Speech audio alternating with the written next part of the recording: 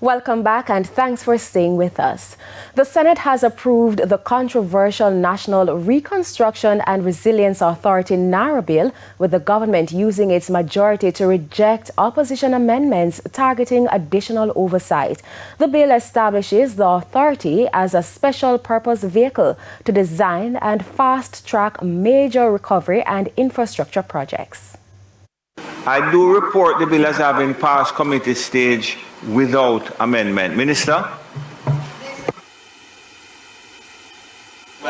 Mr. President, I now ask that the bill be read a third time. Members, the question at 8:13 is that the bill be read for a third time. Those in favor? Against?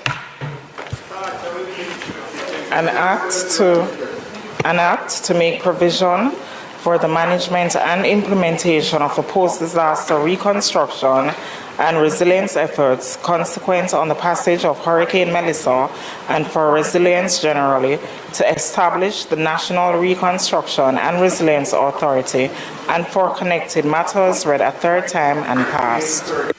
Opposition did not call for a divide, which would have allowed for the recording of individual votes. Several steps are to follow before the bill becomes law, including being signed by the Governor General. The bill was passed in the House of Representatives after a lengthy and at times tense sitting that ran from Tuesday, April 28 to the early hours of the following morning. During debate in the House, the government successfully introduced several amendments it said were intended to improve transparency and governance.